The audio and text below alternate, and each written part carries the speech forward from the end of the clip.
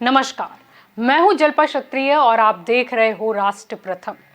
अब जैसा कि राजनीति में होता है, एक दूसरे की विचारधारा, एक दूसरे को नीचा दिखाने के लिए बीते कल बीते लोगों पर विवाद उठाया जाता है और जनता के जो अभी के मुद्दे हैं वो कहीं ना कहीं दफन हो जाते हैं। कांग्रेस के पूर्व अध्यक्ष राहुल गांधी के विनायक दामोदर सावरकर को लेकर किए गए दावे के बाद सियासत तेज हो गई है। ये देखिए, ये मेरे लिए सबसे जरूरी डॉक्यूमेंट है। ये देखा आपने? दिख रहा है आपको? और इसमें आप देख लीजिए, ये सावरकर जी की चिट्ठी है जिसमें उन्होंने अंग्रेजों को लिखा है।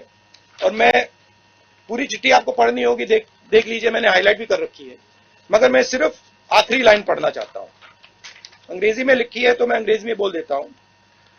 आई beg to remain, sir, your most obedient servant, V D. Savarkar. Hindi में ट्रांसलेशन कर देता हूं।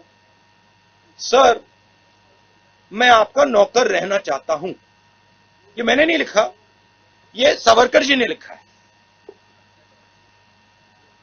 तो इसको आप पढ़ लीजिए, देख लीजिए। अगर फडणवीस जी देखना चाहते हैं इसको, वो भी देख लें। तो मैं तो इसमें बहुत क्लियर हूं, सावरकर जी ने अंग्रेजों की मदद की थी। कांग्रेस सांसद ने गुरुवार को कहा कि सावरकर ने अंग्रेजों की मदद की थी और जेल में रहने के दौरान उन्होंने माफीनामे पर हस्ताक्षर करके महात्मा गांधी और भारतीय नेताओं को धोखा दिया था। इस बयान पर महाराष्ट्र के सीएम, डिप्टी सीएम समेत कई नेताओं ने आपत्ति जताई है। तो आइए सबसे पहले तो जानने की कोशिश करते हैं कि इस मामले से जुड़ी हुई कुछ बातों पर। राहुल गांधी की भारत जोड़ो यात्रा इस समय महाराष्ट्र से गुजर रही है। उन्होंने बीते मंगलवार को भी वाशिम जिले में आयोजित एक रैली में सावरकर पर निशाना साधा था। वहीं गुरुवार को एक बार फिर राहुल गांधी ने विनायक सावरकर के माफीनामे की एक कॉपी दिखाते हुए फिर से उन पर निशाना साध दिया। कांग्रेस सांसद राहुल गांधी ने दावा किया कि सावरकर ने अंग्रेजों की मदद की थी। उन्होंने अंग्रेजों को खत लिखकर कहा था कि सर, मैं आपका नौकर रहना चाहता हूं। जब सावरकर जी ने माफीनामे पर हस्ताक्षर किए तो उसका कारण डर था। अगर वह डरते नहीं तो वह कभी हस्ताक्षर नहीं करते। इससे उन्होंने महात्मा गांधी और उस वक्त के नेताओं के साथ धोखा किया था। महाराष्ट्र कैबिनेट की बैठक में विनायक दामोदर सावरकर के अपमान का मुद्दा उठाया गया। सीएम एकनाथ शिंदे ने इस बैठक में कांग्रेस नेता राहुल गांधी के खिलाफ निंदा का प्रस्ताव रखा। डेप्यूटी सीएम देवेंद्र फडणवीस ने भी राहुल गांधी के बयान की निंदा की। इसके अलावा सभी मंत्रियों ने कहा कि सावरकर का अपमान सहन बर्दाश्त किया नहीं जाएगा। इससे पहले मंगलवार को महाराष्ट्र के वाशिम जिले में आयोजित एक रैली में राहुल गांधी ने कहा था कि बीजेपी आरएसएस के प्रतीक सावरकर है। वह 2-3 साल तक अंडमान में जेल में रहे और उन्होंने दया याचिकाएं लिखनी शुरू कर दी। राहुल गांधी ने आगे कहा कि अंडमान जेल में सावरकर ने एक पत्र लिखा और अंग्रेजों से कहा कि उन्हें माफ कर दो और उन्हें जेल से रिहा कर दो। फिर सावरकर ने अंग्रेजों से पेंशन ली। उन्होंने कांग्रेस के खिलाफ काम किया। जेल से बाहर आने के बाद उन्होंने अंग्रेजों के प्रस्ताव को स्वीकार कर लिया और उनकी सेना में शामिल हो गए। स्वतंत्रता सेनानी वी.डी. सावरकर पर की गई इन टिप्पणियों के लिए राहुल गांधी पर निशाना साधते हुए महाराष्ट्र के मुख्यमंत्री एकनाथ शिंदे ने कहा कि राज्य के लोग हिंदुत्व विचारक के किसी भी अपमान को बर्दाश्त नहीं करेंगे। शिंदे ने उद्धव ठाकरे का जिक्र करते हुए कहा कि महाराष्ट्र में श्रद्धेय स्वतंत्रता सेनानी का अपमान किया गया, जबकि ऐसे भी लोग हैं जिन्होंने इस मुद्दे पर नरम रुख अपनाया है। महाराष्ट्र के पूर्व सीएम उद्धव ठाकरे ने इस मामले पर कहा कि उनकी पार्टी सावरकर का बहुत सम्मान करती है। वह स्वतंत्रता सेनानी पर कांग्रेस नेता राहुल गांधी की टिप्पणी से सहमत नहीं है। उद्धव ठाकरे ने साथ ही ये भी पूछा कि केंद्र सरकार ने हिंदुत्व विचारक सावरकर को भारत रत्न क्यों नहीं दिया है। उन्होंने कहा कि हम सावरकर पर राहुल गांधी की टिप्पणी को स्वीकार नहीं करते हैं। वीर सावरकर के प्रति हमारे मन में अपार सम्मान, आस्था है और इसे खत्म नहीं किया जा सकता। उद्धव ठाकरे ने आगे कहा कि हम वीर सावरकर का सम्मान करते हैं, लेकिन साथ ही जब आप हमसे सवाल कर रहे हैं तो बीजेपी को यह भी बताना चाहिए कि वे पीडीपी यानी कि जम्मू और कश्मीर वाली पार्टी के साथ सत्ता में क्यों थे। उन्होंने दावा किया कि पीडीपी कभी भी भारत माता की जय नहीं कहेगी। विनायक दामोदर सावरकर के पोते रंजीत सावरकर ने कहा कि वीर सावरकर का अपमान करने के लिए कांग्रेस नेता राहुल गांधी के खिलाफ मुंबई के शिवाजी पार्क पुलिस स्टेशन में शिकायत दी है।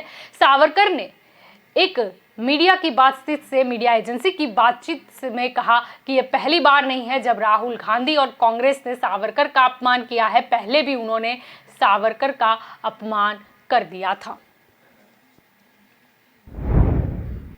आपको बता दें कि भाजपा के आधिकारिक प्रवक्ता संदीप पात्रा भी सामने आए और अपनी तीखी प्रतिक्रिया उन्होंने भी दी।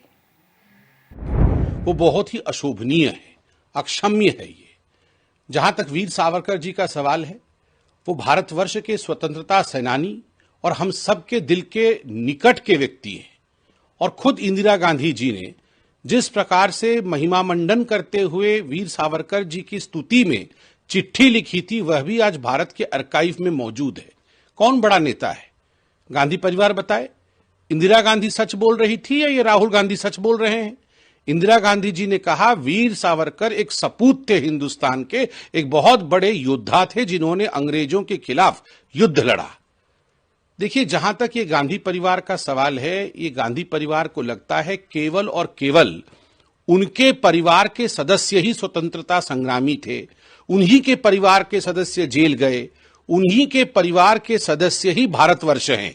उनके परिवार से बाहर भारतवर्ष का कोई अर्थ नहीं है। और तभी आप देखिए, सुभाष चंद्र बोस जी हो या फिर सरदार वल्लभ भाई पटेल हो, रह रहकर इस परिवार ने महान विभूतियों का जिस प्रकार से अपमान किया है, उनका तिरस्कार किया है, आज नतीजा है कि कांग्रेस साफ हो रही है। और राहुल जी अपने इस यात्रा का नाम तो भारत जोड़ो दे रहे हैं, मगर काम केवल भारत जलाने का और भारत को तोड़ने का है। आज भी देखिए, भारत के मानचित्र पर जिस प्रकार से धू धू करके आग लगाया गया है कांग्रेस पार्टी द्वारा, क्या ये भारत की परिकल्पना इनकी यही है कि भारत के मानचित्र पे आग लगाना? बार बार राहुल गांधी कहते रहे हैं, पहले भी कहते रहे हैं कि आग लगेगा, आग लगेगा। तो ये मानसिकता भारत जोड़ो वाले नहीं है, ये मानसिकता भारत तोड़ो वाले हैं। और जिस प्रकार के अशोभनीय भाषा का प्रयोग राहुल गांधी जी ने वीर सावरकर के लिए किया है, प्रत्येक भारतवर्षी जो है वो क्षुब्ध है, प्रत्येक महाराष्ट्र का निवासी क्षुब्ध है। राहुल गांधी को क्षमा। अब आपको बता दें कि यहाँ जो संबित पात्रा जिक्र कर रहे थे इंदिरा गांधी के पत्र का, उसी का मुद्दा लेकर कई भाजपा के नेताओं ने राहुल गांधी को घेरा। आपको बता दें कि ये कहा गया कि भारत जोड़ो यात्रा के दौरान राहुल गांधी जी देश के महान स्वतंत्रता सेनानियों के योगदान को राजनीतिक चश्मे से देख रहे हैं। राहुल जी जरा इस पत्र पर गौर फरमाइए। 20 मई 1980 को तत्कालीन प्रधानमंत्री इंदिरा गांधी जी ने पत्र लिखकर वीर सावरकर को मां भारती का महान सपूत बताया था और उसी के साथ पत्र भी अटैच किया गया था। अब आपको बता दें कि राहुल गांधी के सावरकर वाले बयान पर उनके पुत्र रंजीत सावरकर ने पुलिस स्टेशन में शिकायत दर्ज कराई। आज मैं इसलिए आया हूं कि राहुल गांधी ने परसों महाराष्ट्र में आकर एक सभा में ऐसा कहा कि वीर सावरकर पेंशन लेते थे और ब्रिटिशों की नौकरी करते थे, वो हिंदुस्तान के खिलाफ काम करते थे। ऐसे जो उन्होंने अत्यंत आपत्तिकारक जो सावरकर जी के बयान दिए, उनका जो अपमान किया, उसके विरुद्ध मैं यहाँ आया हूँ। मैं सबको ये कहना चाहता हूँ कि वीर सावरकर ने स्वतंत्रता संग्राम में अपनी पूरी जायदाद, वो तो जागीरदार थे, अपनी जागीर ही खोई। वो एक बैरिस्टर थे, वो महीना लाखों कमा सकते थे, वो सब खोया। उनकी पूरी जवानी उन्होंने जेल में गुजारी। ऐसा व्यक्ति, कोई 60 रुपए महीना उनको भत्ता मिलता था और वो भी कानूनन जो 150 रुपए मिलना चाहिए था, स्थानबद्धता था, वो 1960 मिलता था, कांग्रेस वालों को 150 मिलता था। ये सब रिकॉर्ड है। जब उनको कोई व्यवसाय करने की संधि नहीं है तो सरकार को उनको देना पड़ता था। तो कुछ 4,500-5 हजार रुपए उनको मिले होंगे 7 साल में मिलके। तो ये कोई भी से सोचेगा कि 60 रुपए के लिए सावरकर, जिन्होंने अपनी पूरी संपत्ति गंवा दी, वो 60 रुपए के लिए किसी की गुलामी करेगा? और गुलामी करने के रिकॉर्ड कोई खत नहीं, कोई ये नहीं, बस इनके मन में आया बोल दिया, क्योंकि इनको लगता है मैंने जो बोला वो इतिहास बन गया। इसी गलतफहमी से वो आए। मगर महाराष्ट्र में ये गलतफहमी नहीं चलेगी और सरकार इसके ऊपर पूरा मतलब अभी हमने पुलिस स्टेशन में कंप्लेंट की है, तो इसकी तहकीकात करेंगे और पूरा इसका न्याय होगा और इनके ऊपर कार्रवाई। यही नहीं, महाराष्ट्र भाजपा के नेता राम कदम ने भी अपनी आक्रामक प्रतिक्रिया सबके सामने रख दी।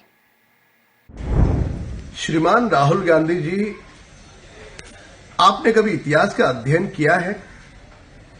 स्वातंत्रवीर सावरकर जी का बलिदान, त्याग, संघर्ष, उन्होंने झेली हुई यातनाएं, कभी इसके बारे में आपने पढ़ा है? केवल भारत जोड़ो यात्रा को सारे देश ने नकारा। सुर्खियों में आने के लिए एक महान क्रांतिकारक के बारे में आप अपशब्दों का प्रयोग करोगे। सबसे बड़ी दुर्भाग्य की बात तो यह है कि स्वर्गीय बाला साहब ठाकरे जी ने भी सावरकर जी का अपमान कभी सहन नहीं किया, पर उनके पोते आदित्य ठाकरे सावरकर जी का अपमान करने वाले राहुल गांधी के गले से गले मिल रहे हैं। कैसी विचारधारा है? राहुल गांधी जी, भारत तेरे टुकड़े होंगे बोलने वाले नेताओं के साथ आप भारत जोड़ो की यात्रा करते हो। बंद करो ये नौटंकी।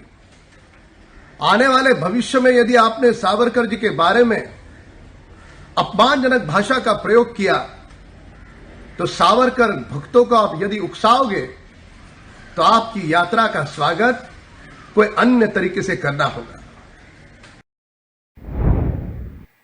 आपको बता दें कि भाजपा राजस्थान प्रदेश अध्यक्ष सतीश पूनिया ने भी कहा कि वीर सावरकर जी को लेकर राहुल गांधी जी ने जो टिप्पणी की है वह उनकी अपरिपक्वता है। कांग्रेस पार्टी के नेता राहुल गांधी जी इस समय भारत जोड़ो यात्रा पर हैं। भारत के लोग जानते हैं कि अखंड भारत के टुकड़े करने में किसका योगदान था। सत्ता की लिप्सा ने, महत्वाकांक्षा ने भारत और पाकिस्तान के 2 टुकड़े किए। सब जानते हैं कि नेहरू जी की सत्ता की महत्वाकांक्षा, जिन्ना की सत्ता की महत्वाकांक्षा ने भारत के टुकड़े किए। आज भारत के टुकड़े करने वाले जोड़ने की बात करते हैं तो हास्यास्पद है। इतना भी करें, लेकिन जब वो यात्रा पर निकले और वो किसी अमर बलिदानियों के अपमान की बात करते हैं तो ये देश में कांग्रेस की ओछी राजनीति को प्रेरित करता है, दर्शाता है। वीर सावरकर जी को लेकर उन्होंने जो टिप्पणी की है वो उनकी अपरिपक्वता तो है ही, लेकिन शायद उन्होंने भारत का वो उजला इतिहास नहीं पढ़ा। उन अमर बलिदानियों के प्रति कांग्रेस के लोगों का अपमान करने की फितरत हमेशा से रही है। उन्होंने जिस तरीके की बयानबाजी की है, ये याद आता है ये वही लोग हैं जिन्होंने राम जन्मभूमि के मंदिर के निर्माण में रोड़े अटकाए, जिन्होंने 370 के हटने का विरोध किया, जिनको तिरंगे से कोई सरोकार नहीं, संविधान से सरोकार नहीं, वंदे मातरम से सरोकार नहीं, और तो और राम सेतु के लिए सुप्रीम कोर्ट में हलफनामा देते हैं कि राम काल्पनिक पात्र थे। तो ये समझ में आता है कि राहुल गांधी वंशवाद की उस विलासिता के प्रतीक हैं जिन्होंने न संघर्ष किया, न देखा, न पढ़ा, न समझा। और स्वाभाविक है कि उनकी नजर में जब अकबर महान हो सकते हैं तो सावरकर जी के प्रति उनका श्रद्धाभाव कैसे जागृत होता। आपको बता दें कि इसके अलावा भाजपा के कई कार्यकर्ता भी निकले और उन्होंने विरोध भी दर्ज कराया। अब आपको साथ में ये भी याद दिला दें कि इंदिरा गांधी के पत्र को वायरल तो किया जा रहा है, लेकिन कई लोग तो अटल बिहारी वाजपेयी के शब्दों को भी याद कर रहे हैं।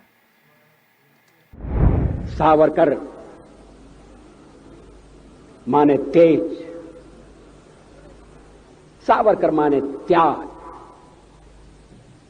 सावरकर माने तप, सावरकर माने तत्व, सावरकर माने तर्क, सावरकर माने तारुण्य, सावरकर माने तीर, सावरकर माने तलवार, सावरकर माने तिलमिलाहट, सागरा प्राण तळमळला, तलमळाती हुई आत्मा,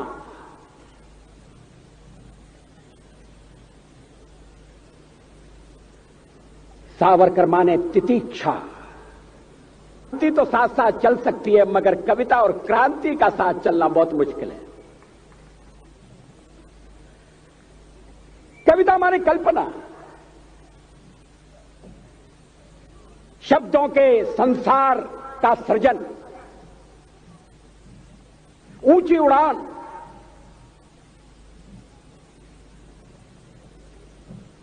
और कभी कभी ऊंची उड़ान में अगर धरातल से पांव उठ जाए, वास्तविकता से नाता टूट जाए, तो कभी कोई शिकायत नहीं होगी। उसके आलोचक भी इस बात के लिए उसकी टीका नहीं करेंगे, मगर सावरकर जी का कवि ऊंची से ऊंची उड़ान भरता था। तो यहाँ दूसरी ओर शिवसेना नेता संजय राउत ने तो ये मांग रख दी कि सावरकर को भारत रत्न दिया जाए। आमचं असं म्हणणं आहे की सावरकरांवरती ढोंगी प्रेम दाखवू नका, सावरकरांना भारतरत्न द्या, ही शिवसेनेची मागणी आहे। ही मागणी आताची नाही, गेल्या 15 वर्षापासून आम्ही मागणी करतो की वीर सावरकरांना भारतरत्न द्या। याच्यातच सगळं आलं। अब सवाल ये उठता है कि ये सारे विवाद क्या मायने रखते हैं, चाहे किसी के ऊपर टिप्पणी हो, आक्षेप हो, प्रत्याक्षेप हो, कहीं ना कहीं जनता के मुद्दे जो है वो नज़रअंदाज हो जाते हैं। राजनीति जो है वो मुद्दे पर चलने के सिवाय कहीं ना कहीं मार्ग भटक जाती है। ये कैसी टिप्पणी है और ये कैसा उसका उत्तर है। अब सोचना यही होगा कि अभिव्यक्त करने की आज़ादी है तो जनता के मुद्दे को अभिव्यक्त करना है या फिर ऐसे ही कोई विवाद खड़ा कर देना है। तो ये हमारी स्पेशल रिपोर्ट थी, लेकिन आप जुड़े रहिएगा राष्ट्र प्रथम के साथ। नमस्कार।